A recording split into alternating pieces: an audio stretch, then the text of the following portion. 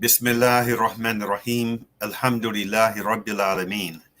In the name of Allah, the Beneficent, the Merciful, all praise is due to Allah, the Lord of all the worlds. We welcome our friends in South Africa, the United States, and around the world to this week's edition of A Conversation with El-Hajj Mauri Saalakhan. I am pleased to be your host, coming to you once again through the Salam Media platform out of Johannesburg, South Africa. Salam Media is an online portal for humanitarian journalism. We don't just report the news, we advise you on what you can do about it. Today's topic for discussion is titled, Why Knowledge and Information Sharing is so important. Why knowledge and information sharing is so important. Now, we are pleased to have a return guest for today's conversation. Dr. Samuel Arian is an internationally renowned academic who resided for many years in the United States. That is until he was targeted for his political activism by the only democracy in the Middle East. And he became a political prisoner as a result. He now resides and teaches in Turkey. Now, before we bring our brother on, let's see some highly relevant video for today's conversation. Let's see that first video, Brother Sadiq. It has been unstinted in the defense and support of Israel. The United States has never and will never lose our resolve. Israel will never waver. I'm never going to leave Israel. For the past 6 months, the images of a genocide out of Gaza have gripped the world. Razed neighborhood after razed neighborhood, mass grave after mass grave, mass slaughter after mass slaughter. Fathers carrying their children's body parts in plastic bags, mothers screaming, looking for whatever remains of their families, children left without limbs, without faces. What did these children do wrong? What crime did they commit to deserve tons of bombs on their heads? While the genocide of the Palestinians is carried out by the state and military of Israel, the United States, under the leadership of President Joe Biden, has played the role of its sponsor. The defense of Israel is still critical, so there's no red line. We are not going to create any conditions on the support that we are giving Israel to defend itself. We will always be there by your side. The United States strongly supports Israel and its right to defend itself from Hamas. And that support is unwavering. I wanted to ensure, is that still the case, that the administration has no red lines at all? That is still the case. Since October 7th, the United States government has provided billions in military aid to Israel and unwavering political and legal support, both domestically and internationally, in addition to direct military support. But as the Biden administration and the Democratic Party find themselves in a political crisis in the middle of an election year, there's been a specific media narrative shift on who's actually running the show. Nobody expects Prime Minister Netanyahu to do the things that must be done to break the cycle of violence. It's curious to me to see Netanyahu talk the way he does when he tried to interfere in American elections. We could go down the list of what Bibi Netanyahu has done to make Israel weaker, to make them open to that attack. This line isn't necessarily new, but it actively erases not only U.S. culpability in the genocide of Palestinians, but Joe Biden's own ideological support of it, and what his legacy should and will be. There's no apology to be made. None. Welcome to Backspace, where we look at how the story is told in the headlines, and then we think about how we can tell it a little differently.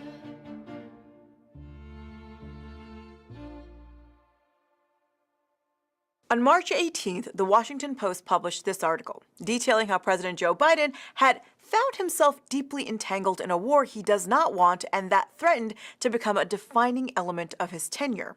The article, drawing from 20 interviews from administration officials and external advisors, reported that the Biden administration was well aware 3 weeks into Israel's bombardment of Gaza that civilian structures were being targeted and that there was no actual plan presented by the Israelis to defeat Hamas. All this while the administration was publicly giving Israel a carte blanche to do whatever it wanted in Gaza, all while it approved more than 100 military arms sales. The article, however, relies on what has become a popular refrain from not just this administration, but also the Democratic Party. The idea that President Joe Biden, and thus the United States, is beholden to the whims of Israeli Prime Minister Benjamin Netanyahu. Netanyahu, I think, made a huge mistake by making himself a partisan figure. Netanyahu's interest, in a way, politically speaking, is to prolong the war. And right now, that's a direct conflict with the Democrats and Joe Biden. What is the President of the United States to do with an ally like that? Israel has a prime minister now who is incapable, unwilling, and in many ways politically unable to articulate such a vision. Netanyahu's not listening to us, and he's a part of a rather extremist project. The goals of President Biden and Prime Minister Netanyahu are fundamentally at odds. No more money to Netanyahu's war machine. Now, there are three problems with this framing. First, it reduces the blame of not just the genocide unfolding in Gaza, but also the occupation, system of apartheid, the land theft, ethnic cleansing, to one person, Netanyahu. It furthers this idea that, hey, this isn't Israel, this isn't democratic Israel, this is Netanyahu, he's the problem here. And so if Netanyahu is the problem, if he's gone, like Schumer alluded to, then, well, there is no issue, and we're back on track to a two-state solution status quo where there is actually only one state, Israel. This purposely erases not only 75 years of history, but also ignores what are core truths about Israel as a nation from the day it was founded, especially that there is no room for Palestinians and Palestinian self-determination. While Israeli polls find little support in Israel for Netanyahu himself, his government's genocidal war has continued to be overwhelmingly popular amongst Israeli Jews. 2/3 oppose ending the occupation, 2/3 oppose aid reaching Palestinians in Gaza, and 80% believe that the suffering of Palestinians in Gaza shouldn't be taken into consideration over the course of the war. The second problem with the focus on Netanyahu as the issue is that it presents the United States as not only having no leverage on Israel, but also that the foreign policy of the world's most powerful country and military is being controlled by a small country that militarily depends on aid from it to survive. And you'd think that these folks would be a little bit more careful about the consequences of rolling out something that sounds a lot like a Israel controls America trope.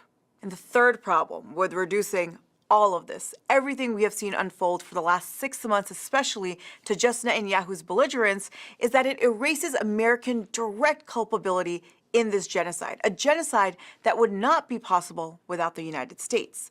It also requires that we ignore everything Biden himself is saying and has said and done for decades. Early on when I was a kid, I'd say, when I was a young senator, I'd say, if I were a Jew, I'd be a Zionist. I am a Zionist. Were I a Jew, I would be a Zionist. And my father pointed out to me, I did not need to be a Jew to be a Zionist. You need not be a Jew to be a Zionist. I'm a Zionist. Joe Biden is, inarguably, the most pro-Israel president in U.S. history. From his days as a senator to his tenure now as president, Biden has openly and repeatedly made his commitment to Israel as not just a country, but as a necessity known. I don't think there's any senator who's ever done more fundraisers for AIPAC or gone around the country more for AIPAC. And while we know that the Israel lobby plays a massive political role in the United States in a bipartisan way, Biden has never really needed the lobby. By his own admission, the roots of his affinity for and belief in Israel started when he was a child, listening to his father extol the virtue and necessity of a Jewish state post-World War II. The miracle of Israel is Israel. It's Israel itself. The hope it inspires.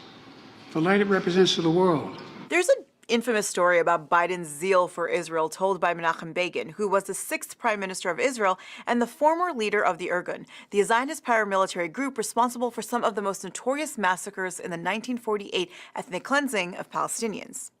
In 1982, as Israel was conducting a devastating aerial bombardment of Beirut, Begin met with a young Senator Joe Biden from Delaware. According to Begin, Biden applauded the Israeli aggression in Lebanon and said that he personally would have bombed more, even if it meant killing more women and children.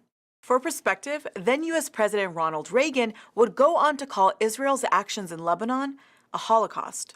Children are not avenged by the murder of other children. During his 36-year career as a senator, Biden became the top recipient to receive money from the Israel lobby, something he, as vice president, even boasted about at a dinner in front of more than 2,000 members of the American Jewish community in 2011. But Biden's commitment to Israel really came to a head and changed the course of American-Israeli relations when he became vice president in 2008. The presidency of Barack Obama marked a critical moment in U.S. history. He was seen as this fresh-faced future vision for a country that, after suffering the worst attack on its soil since World War II, had plunged itself into political and economic disaster. 2 wars, a planet in peril, the worst financial crisis in a century. But while so much hope and change rested on the young senator's shoulders during his campaign, he was missing experience, especially in foreign policy.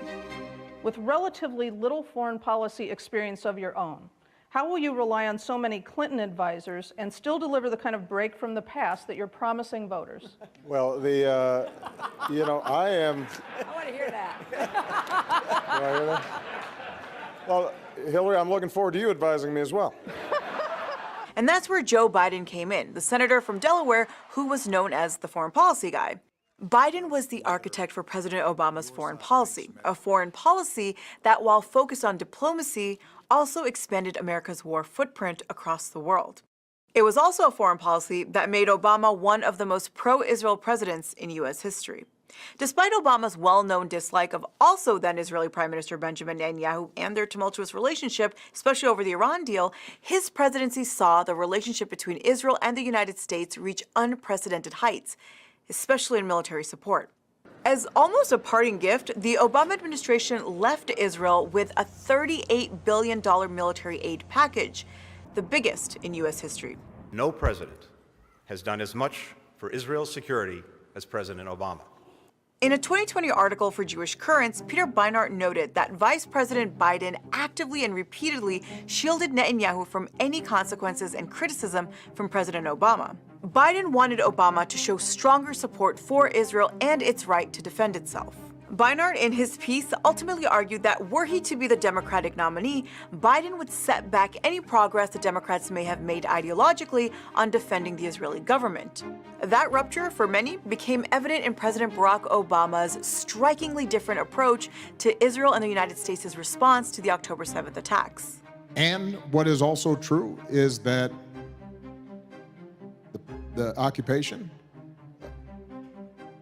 and what's happening to Palestinians is unbearable. All of us have are complicit to some degree. I look at this and I think back, what could I have done during my presidency to move this forward? And so, what happened with Biden's presidency? What have the Palestinians gotten, the Israelis? The Donald J. Trump presidency was undoubtedly disastrous for Palestinians. It saw the expansion of settlements, the Abraham Accords, the move of the U.S. Embassy to Jerusalem, and the defunding of UNRWA. The Biden administration, having campaigned as the antidote to MAGA, did little to reverse much of the previous administration's extreme policies. Instead, it embraced most of them and set them as the new status quo, until now. Over the last 6 months, the Biden administration has created a new normal in the American approach to the Israeli occupation of Palestine, that of genocide. While the administration has spent those 6 months saying that they have some concerns about Israel's conduct, there is nothing this president and the administration have done to show that they have any other interest than the continuation of the genocide in Gaza. And they can't just throw that blame on Netanyahu. After all, was it Netanyahu who made Biden say that he saw with his own eyes beheaded Israeli babies? Was it Netanyahu who made Biden say that he has no notion that the Palestinians are telling the truth about their number of dead? Was it Netanyahu who made Biden flood arms into Israel, who made Biden and Blinken bypass Congress twice on emergency weapons sales to Israel, push for an $18 billion military aid package, have every spokesperson of the administration get up in front of journalists and cover for Israel's documented and undeniable war crimes? And was it Netanyahu who made former Clinton advisor Aaron David Miller say in an interview with The New Yorker that Biden does not hold Palestinians as equals to Israelis? It took one phone call from Biden to Netanyahu following the World Central Kitchen massacre to make Israel temporarily open up 3 aid corridors to allow food and medical supplies into North Gaza, which it has been starving for months. And we're supposed to believe this president is just paralyzed from doing anything to alleviate the suffering of Palestinians? To stop this genocide? Really? The U.S. news coverage of Joe Biden's role in this genocide has to change. And that change begins with reckoning with the simple truth that Gaza is Joe Biden's genocide.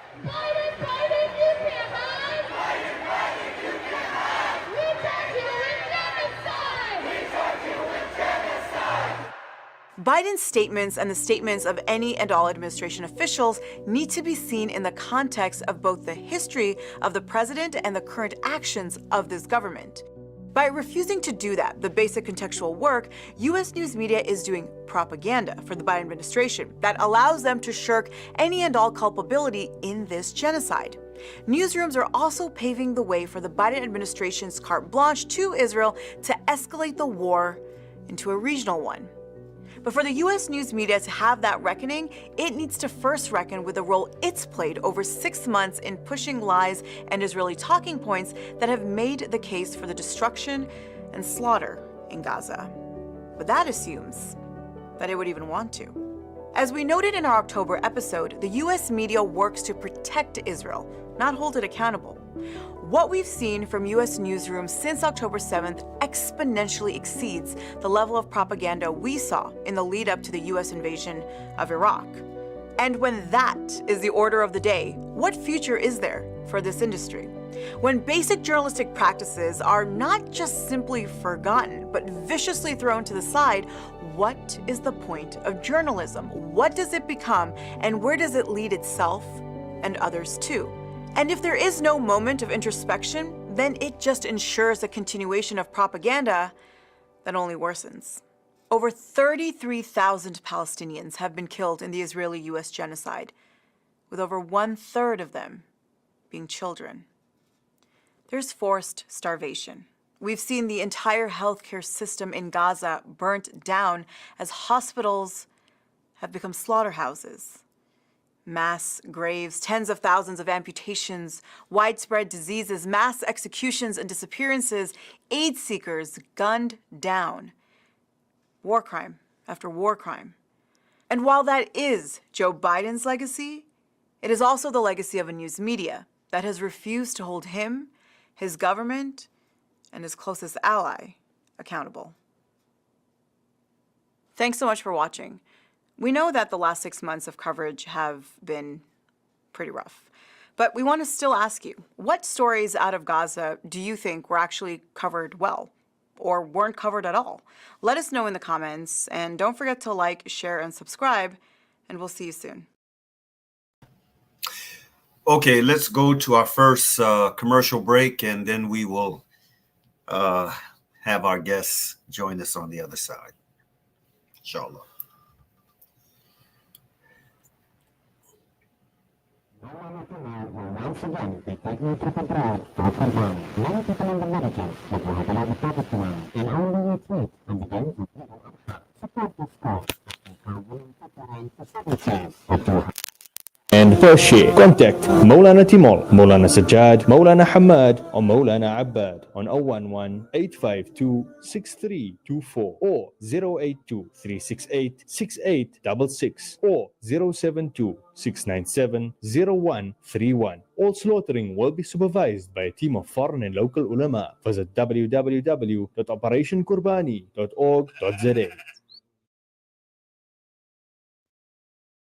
Searching for elite local and international investment and advisory services from an award-winning firm? Look no further than the Belmont Mayer Group, your gateway to unparalleled investment and wealth management. At Belmont Mayer, we believe in the art of wealth creation, a meticulous process fueled by our unwavering commitment to excellence. With a focus on providing elite alternative investments and quality advice, we also pride ourselves on maximizing value for our esteemed investors, as seen through our consistent outperformance. Your financial success is our top priority. Join us at Belmont Mayer and experience the difference firsthand. Ready to embark on a journey of greatness? Contact us today. Reach out to the Belmont Mayor Group on 078 786 1698. Call or WhatsApp or email us at info@belmontmayor.com. Elevate your financial future with Belmont Mayor,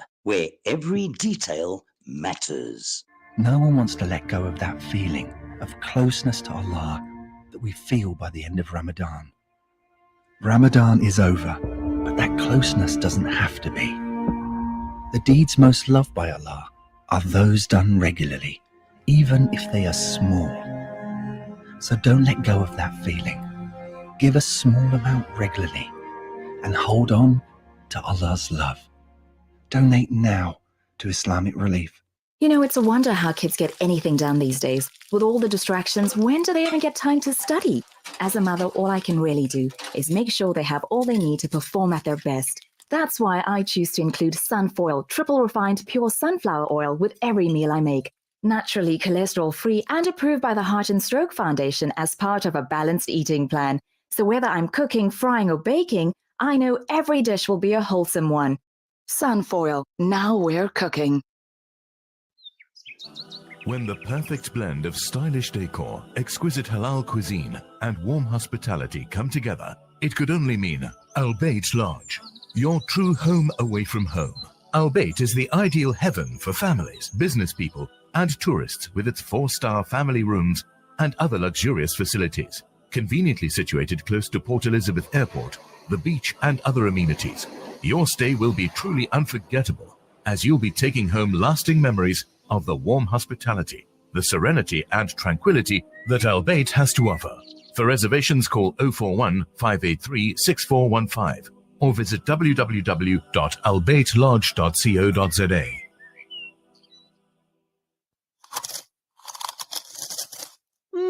Dad, these Frymax chips are so tasty. Wow, that really takes me back. My dad bought me a Frymax chips every day after school. They were my favorite when I was your age as well. Quality is at the very heart of what we do, and that's why we ensure that every Frymax packet is filled with the beautiful goodness and flavor-packed taste that you've come to expect from us since 1982. Frymax, from generation to generation. Valley's Motor Spares. We supply motor spares and accessories for all makes and models of motor cars, LDVs, buckies, trucks, and earth-moving equipment. We deliver on time, every time. Please contact us via WhatsApp on 014-592-0925 or call 014-592-0925 or visit 28 Zenderling Street, Rustenburg. Remember the name, Valley's Motor Spares. It's a new beginning. It's a new era. Salam Media, humanitarian journalism. Welcome back to today's broadcast. The focus for our discussion today will be on why knowledge and information sharing is so important. And on that note, without any further ado, we want to welcome our guest to today's broadcast, my brother, Dr. Samuel Arian. Assalamu alaikum, my brother. Welcome. Alaikum salam. Thanks for inviting me. Aki, I think a good starting point for today's conversation would be your thoughts on that thought-provoking piece of video we just saw, and you sharing your thoughts on the topic of discussion for today. Let's open there, those two areas. Yeah, I think it's a very great piece that we've just watched. When we talk about knowledge, we're talking about a set of facts and information that would inform the person in order to better and wiser form their opinions and take positions. And that would be based on a set of values that someone has. And that comes through a process of learning and education and interaction and experience. And of course, you get your values from whatever beliefs or system of beliefs that you have. So in this piece, Sana took us through a journey to understand the mind of Biden, what formed his system of beliefs, what kind of values he believed in. And that, of course, has significant and considerable consequences when it comes to a person who is in a position of political power. This person, through his life, has described himself as a Zionist. Even at one point, he said, if Israel didn't exist, we would have invented it. What he meant by that is that Israel is a vassal state. Israel is a functional state. Israel is a state that serves as a client state for the US empire. In other words, there are certain functions that Israel is performing in order to further the interests of the US empire. And that's what he meant by saying that if Israel didn't exist, we would have invented it. And that's what he describes as being a Zionist. A Zionist, very simply, is someone who believes or acknowledges or admits that Israel or that the Jewish people around the world have the right for a sovereign state, for a sovereign entity in the land of Palestine. Anybody who believes in this notion, in this idea, is a Zionist. That Zionist could be Jewish, could be Christian, could be Muslim, could be Hindu, Buddhist, secular, atheist, agnostic, whatever. Whatever you believe in does not really bear any significance unless you really believe in your values of justice and the values of truth. That's a different notion altogether. But a Zionist could be anybody. Of course, it happens that the Zionist movement, which started towards the end of the 19th century, is a purely European phenomenon. We had two sets of Jewish communities in the history of mankind, at least since they were scattered around the world. We have what is called the Jews of Islam. Those Jews of Islam, the Jewish Encyclopedia describes their time as the golden era, the golden age of Jews, because they lived in communities where they were recognized and they were given their rights to practice their religion and their rituals and their traditions. And they had all kinds of status within the societies they lived in, their schools, if they want to. They even, at one point, they had reached high level of political status, like in Islamic Andalusia, in Islamic Spain, in bygone eras. That is in contrast to the Jews of Christendom, the Jews who lived in Christian communities. These Jewish communities were always persecuted. They were always put in ghettos, in places where they can't commingle or co-live with other citizens or other residents of the states they lived under. They always had all kinds of discriminatory laws applied against them. There were some kinds of jobs they cannot hold.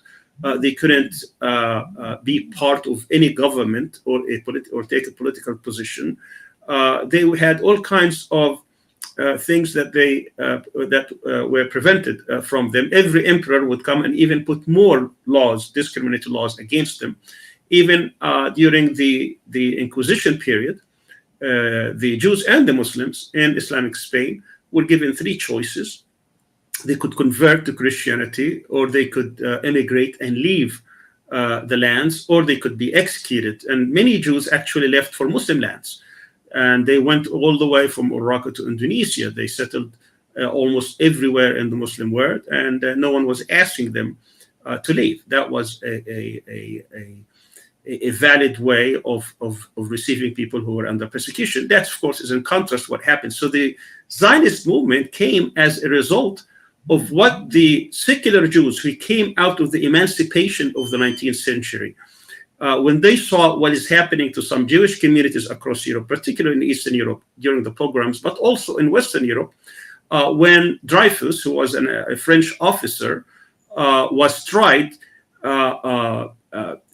really in a way that was totally unjust because he was a Jew. And then when Herzl, the founder of Zionism, saw this, he concluded there is no way that Jews can live equally in Europe, and he decided to launch the Zionist movement. He didn't care where, and eventually they settled on Palestine because many of the religious aspects or the religious parts of Zionists, they preferred Palestine.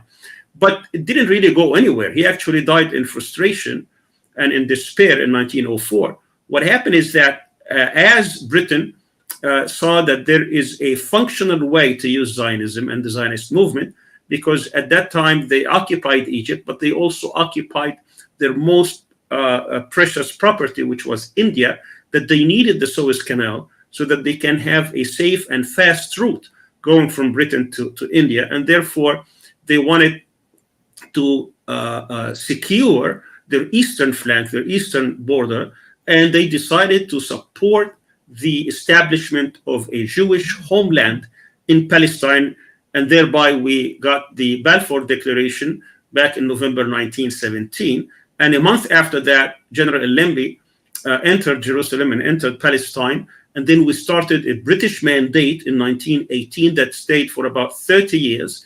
During those 30 years, the number of Jews in Palestine went astronomically from about 25,000 to about 650,000. Almost all of them were illegal immigration allowed by Britain as the occupier of Palestine, while the Palestinians were totally oppressed during this period. And of course, the amount of lands that they had, it was approximately less than 2% before the British came in. And by the time of the establishment of the state, it was about 6%. Even during 30 years, they couldn't get more than 4% extra. So on the eve of the establishment of the state of Israel, we had 6% owned by the Jewish agency, basically. Yet they established a state with not only the support of Britain initially, but also the support of major powers, particularly the United States. And throughout the next 76 years, that kind of support, imperialist support, European and American support, grew astronomically. Israel depended on the first years of its establishment on Germany's compensation money because of the crime of Holocaust. It also depended on French, first Soviet armaments through the Czech Republic, at the time Czechoslovakia, and then French armaments. But by 1967, actually 1962, when Kennedy first gave what he called defensive weapons to Israel, but after 1967, particularly after the 1973 war, the United States has been sponsoring and arming and supporting Israel to the hilt. Since that time, there have been at least in the 2022 dollars, over $350 billion given to Israel, mostly in military assistance. We've seen also that since Clinton and then George W. Bush and then Obama and then Trump, that Israel is the only country that gets a 10-year commitment from the United States. First was $32 billion, then $34 billion. During Obama, $38 billion for the next 10 years. And even with Biden, it accelerated so much that in addition to this $38 billion, they have received just a few weeks ago over $18 billion to continue their genocidal war in Gaza. If we look at the political side, the United States cast, since 1945, since the establishment of the United Nations, about 87 vetoes. We're talking about almost 78-year history or 79-year history. And 87 vetoes, 48 of these vetoes were on behalf of Israel. So it has been shielding Israel from all the international community. We've seen during just the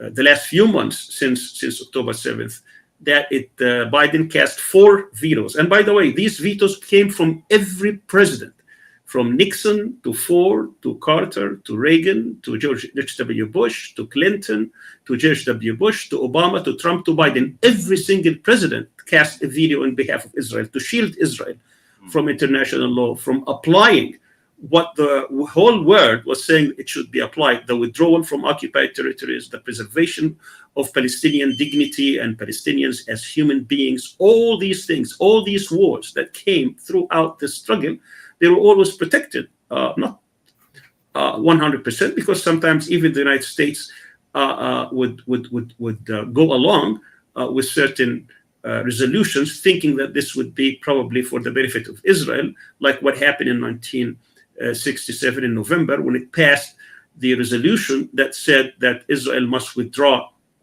from the territories it occupied in 1967. But they played, that person who actually wrote the resolution was an American diplomat, and he played a dirty role in which Israel was trying to exploit.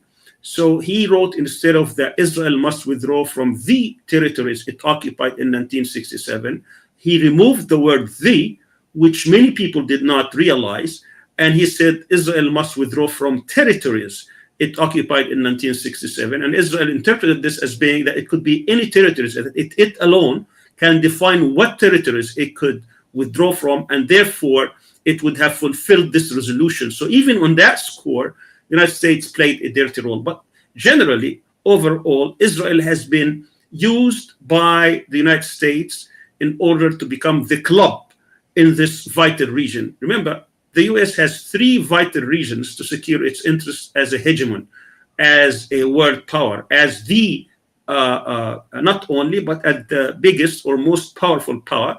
East Asia now for China, as well as Europe because of the presence of Russia. But also this region is very vital to the United States, not only because of oil, but also because of Israel. Israel could be used by the United States to become the hegemon in this region. So this region could never be united, could never become a power by which it can become independent and threaten what the US perceives as their vital interest, which is to secure the oil. And oil is very important, not only because America wants to control the oil and the wealth of that oil, but also it can, through its proxy and client states in this region that actually are the true owners of the oil, it can dictate to them which countries they can sell it to or not sell it to. In other words, the US wants to become the power that controls this region so that it can control the oil and make sure that this region will never be united,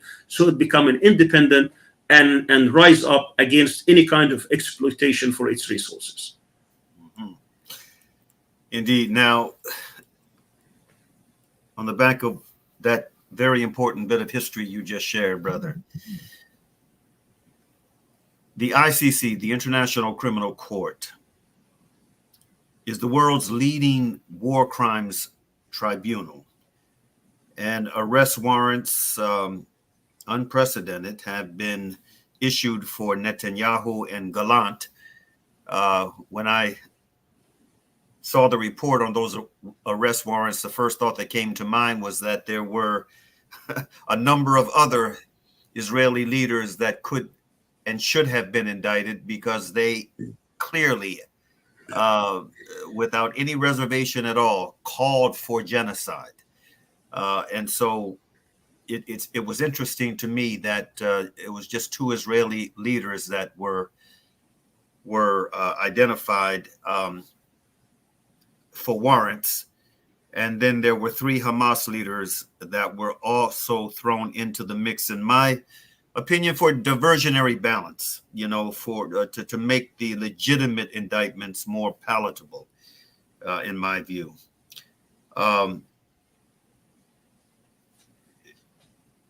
So we have the ICC, and we also have the positions that have been taken over the past few months by the International Court of Justice. What's your view on these unprecedented pronouncements that have come out of these 2 international bodies? A bit of correction. The general prosecutor of the ICC requested the indictment and arrest warrants for Netanyahu and Gallant, and the judges have not yet ruled, but it's been requested by the general prosecutor. Okay. Yeah. So assuming that they would be granted, meaning that Netanyahu would be a wanted criminal, war criminal, as well as Gallant. And of course, that means that the 124 countries that have signed the ICC protocols, the ICC convention in Rome, which is called the Rome Convention or the Rome Protocols, then he cannot go to any of these countries. And the response was that Congress went ahead and issued an invitation for Netanyahu to go to America and address both houses of Congress, which is unbelievable. arrogance and hubris when you think of it, that not only the United States trying to protect Israel, but trying actually to look the world in the eye and said, you don't matter. And the direct result of this, and I think this is a very important point to note, is that this world was constructed and managed, designed and managed by the United States, because the US, when out of World War II, was the most powerful country, certainly, and it designed a world in which it can manage it in order to secure its interests and continue its hegemony in the major parts of the world.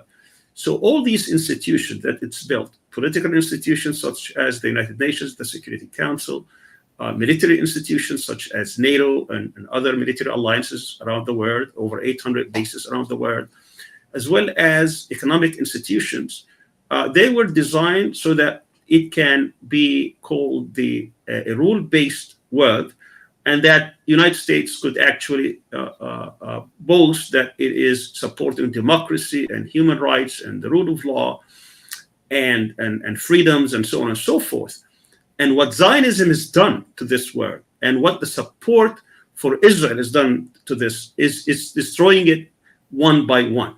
So when the U.S., the highest offices in the U.S. Congress, which is the most important political institution, even the Constitution mentions Congress before the presidency or the executive branch, when they come and invite a war criminal to address them and give him that honor, all what they're doing basically is telling that the whole world, they can go to hell, that they really don't care about these institutions. So with these vetoes coming to the Security Council, with these no votes in the General Assembly, in which you have 153 on one side and 9 votes on the other, when you look closely at these 9 votes, they are really Israel, the United States, and few island nations that they were occupied by the US for decades.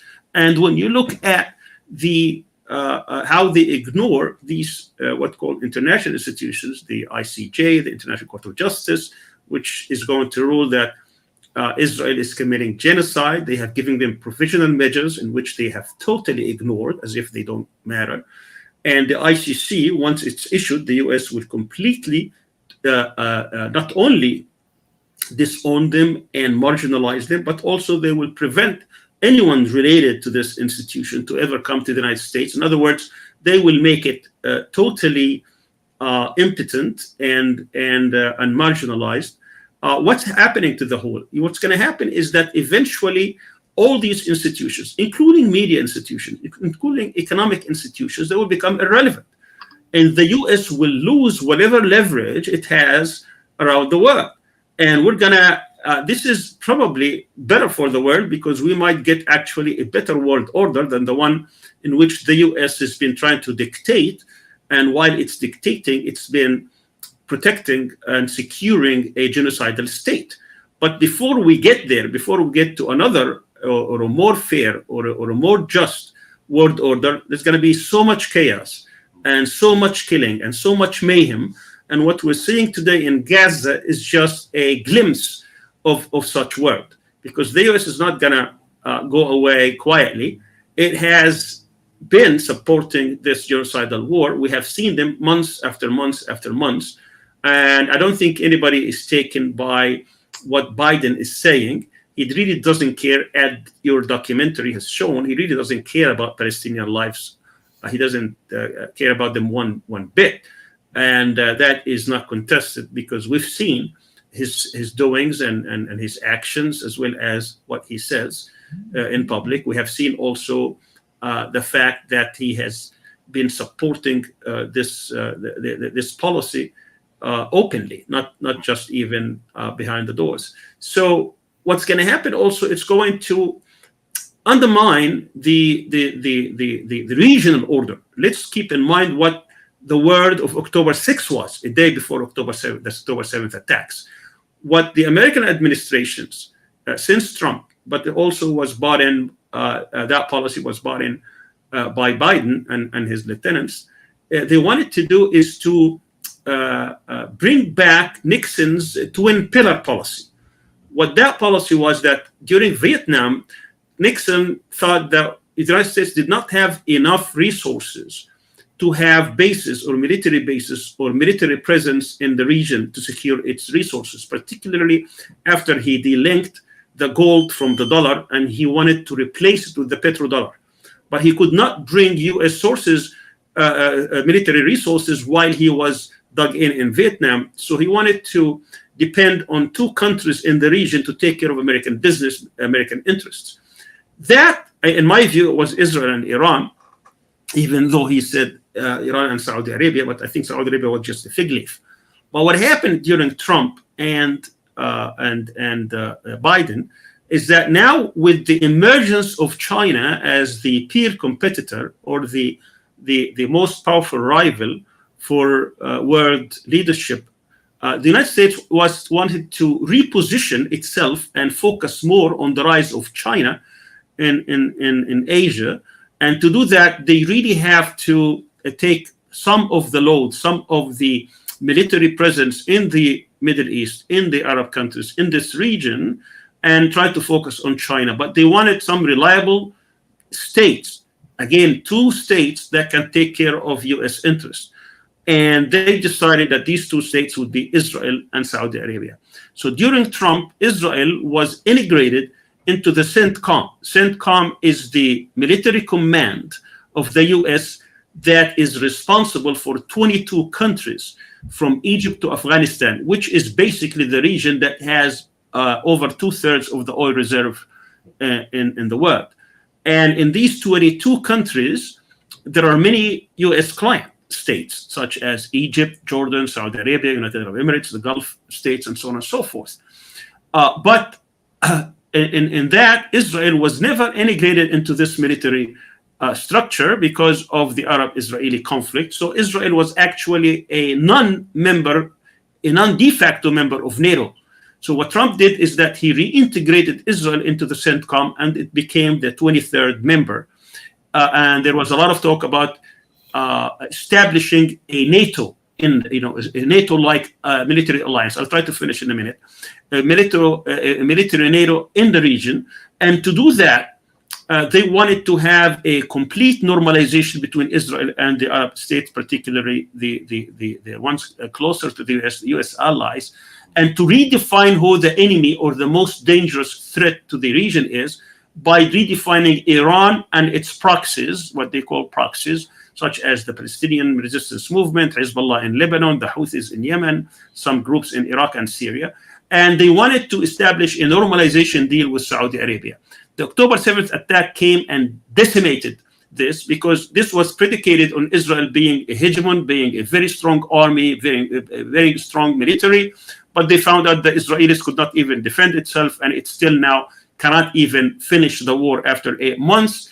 So that proved at least to those clients that they cannot rely on Israel. And what America is trying to do is to put this back in as a track. And that's why it allowed Israel to commit all these atrocities and genocide to restore this image as being the most feared military in the region, and that it can put back this on track by establishing a normalization deal between Israel and Saudi Arabia.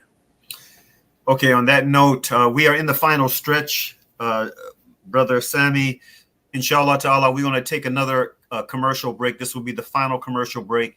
On the other side, we have a couple of very short videos that we're going to show.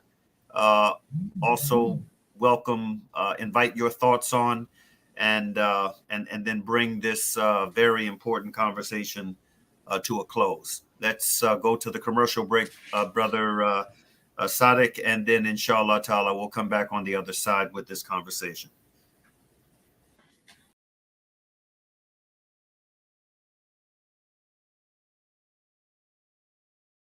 Location, Kani's Catering Services got you covered. Our catering services are here to elevate your event to unforgettable heights.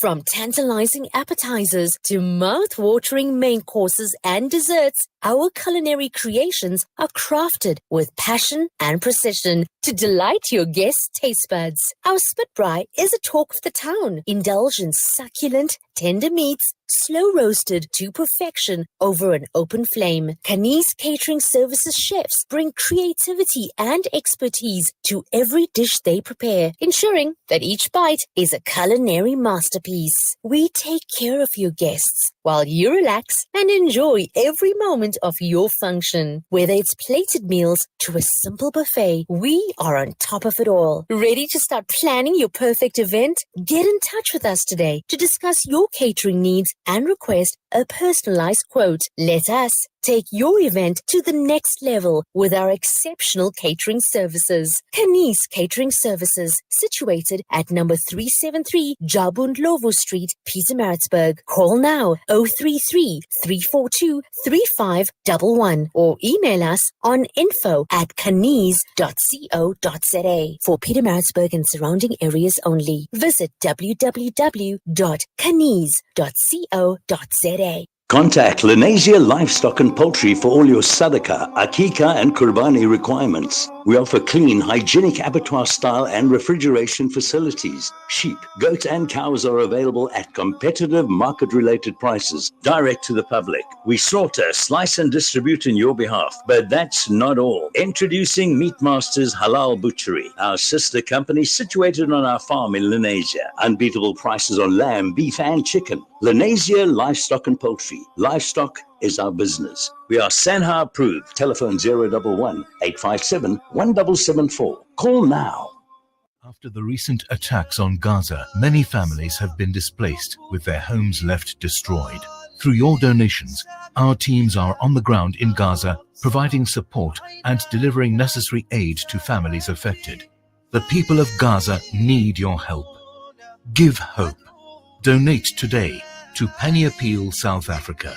www.pennyappeal.org.za 031 1100 573. We are here on the ground with many appeal organizations in Gaza.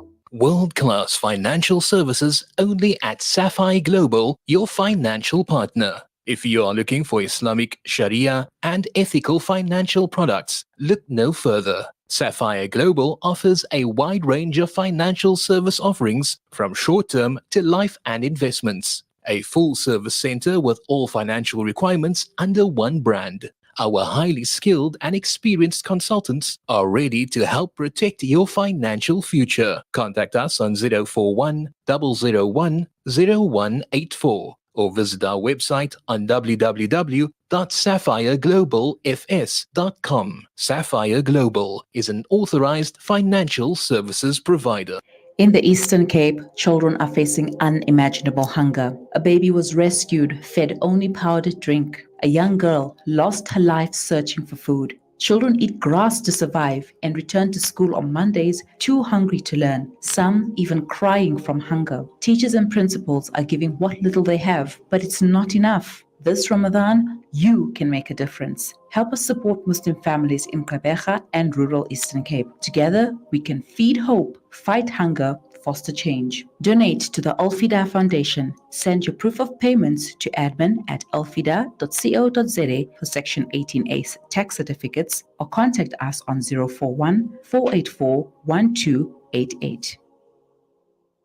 You South African, of course. You anxious about the future.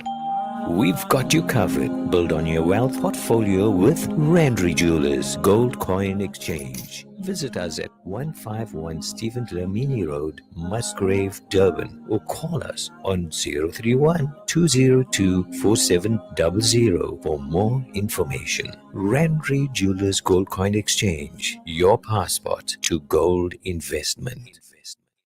Listen to something fresh. Listen to Salam Media.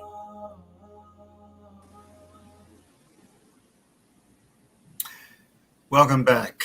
I think it's important for us to note on the back of our brother Dr. Samuel Arian's insightful information he gave before the break, that the ICC, the International Criminal Court, affiliated governments include all of Europe and about 100 governments in total around the world. Now, these affiliated governments have a responsibility to make arrests and then to send the accused to The Hague for trial. Again, should an indictment be issued in response to the prosecutor's call for arrest. I should also note that in 2019, now this is a very important piece of ICC related history. In 2019, Karim Khan's predecessor, Fatou Bensouda, an African woman, she expressed her intention to investigate Israel's 2014 atrocity. And we had, subhanAllah, we don't have time to show that little piece of a video that on that, but that generated so much international outrage on the part of Israel and its affiliates. Israel first attempted to bribe this West African woman from Gambia, and when that when the bribery failed, when the bribery attempt failed, they resorted to threatening her and her family. I mean, these the Zionists, I mean, and their affiliates, they are pure gangsters. This is what they are, and they don't even.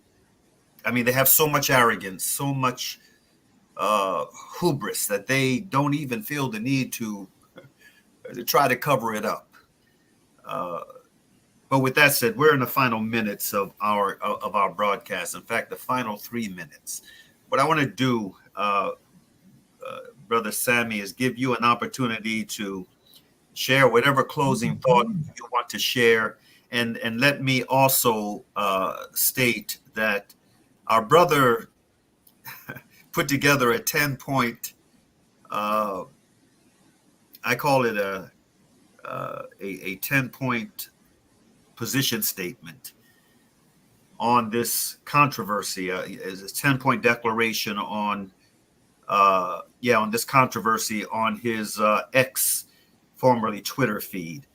And I've already shared it, but we're going to share it again with the release of today's video as we share this broadly. But on that note, your final thought, Brother Sammy, on this, on the importance of knowledge and information sharing on this and other related controversies, please.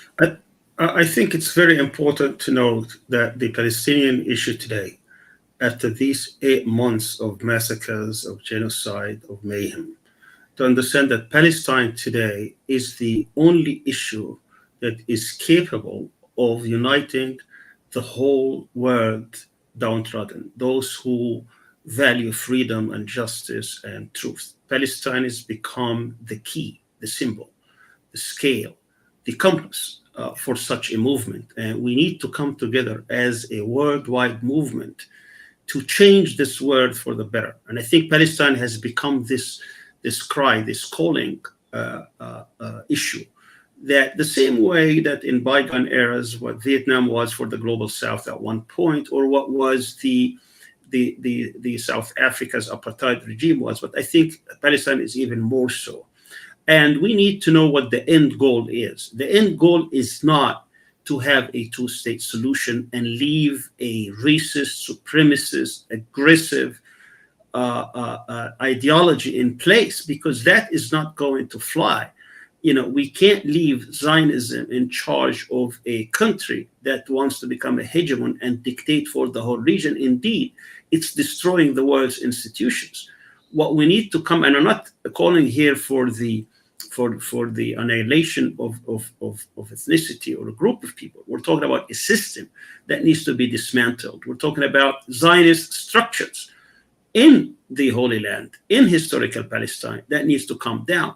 And that means in the same way that apartheid South Africa had to be dismantled, Nelson Mandela was not compromising with having two states, one for an apartheid regime and one for the Africans or the South Africans, in order to live in Bantustans under the hegemony of an apartheid regime. He would never go for that. This system had to be dismantled, and a new system has to come together in which there is a acknowledgement that no ethnicity could be dominant over another. This dominance of one race over the other, or one group of people over another, should never be accepted and should never be a part of any region or any place. And therefore, we are going to build this movement that will not rest, not so that we can just restore Palestinian rights, because that would come, those who have been dealt unjustly, they would have to bring together their rights. But we need to restore the world in which there will be no system in this day and age that will have one group of people dominating another group of people. That was undone in America, even though we're still struggling to get equality, but at least in paper it's done. That was done in South Africa and many parts of the world, and it needs to be done in Palestine. And by that, many of these regimes that have been aiding and abetting this Zionist genocidal state would have to go, and that will bring independence and freedom to the whole region. Okay, unfortunately, we have to bring today's broadcast to a close. There were two other short videos I wanted to show, but instead what we'll do is we'll include the links to those two short videos in our comment section with the link that we send out for today's broadcast. I want to thank you, my brother. We've known each other for many years. I have the deepest respect for you, a former political prisoner in the U.S., who is now in Turkey. The U.S.'s loss is Turkey's gain. And may Allah Ta'ala continue to bless you and your family, to protect you, to protect that strong voice of yours. And may Allah Subhanahu wa Ta'ala bless us to see the day when our brothers and sisters in Palestine are free. Thank you very much, Brother Mauri. Bismillahir Rahmanir Rahim wal Asr. Innal insana lafi kusr. Illa alladhina amanu wa amalu salihati. Wa tawassaw bil haqq. Wa tawassaw bis sabr. Which means, in the translation of the meaning, in the name of Allah, the Beneficent, the Merciful, by the token of time through the ages, surely humanity is in loss, except for those who believe and do good, and exhort one another to truth, and exhort one another to patiently persevere. Peace be unto you. Assalamu alaikum.